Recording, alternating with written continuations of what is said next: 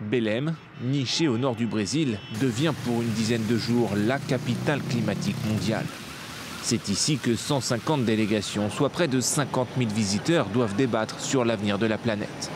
Un choix pas anodin pour le président brésilien qui espère que l'Amazonie, qui joue un rôle primordial contre le réchauffement climatique, permettra d'ouvrir les yeux des négociateurs. Le Fonds pour les forêts tropicales sera l'un des principaux résultats concrets dans l'esprit de la mise en œuvre de la COP30. Il est symbolique que la célébration de sa création ait lieu ici à Belém, entouré de sumacs, d'açaï, d'antiroba et de jacaranda.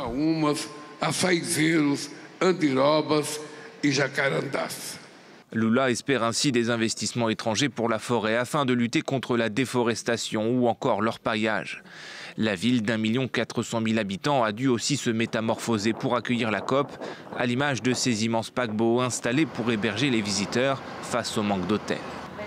Ici, plus de 57% de la population vit par ailleurs dans des favelas surpeuplées. Les autorités brésiliennes veulent aussi attirer l'attention sur les populations indigènes, principales victimes du réchauffement climatique.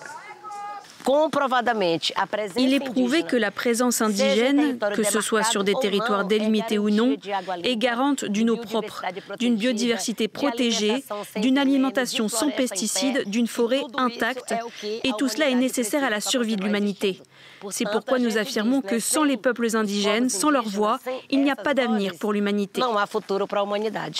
Lors du sommet des dirigeants mondiaux la semaine dernière, le Brésil a également appelé à une sortie juste et ordonnée des énergies fossiles.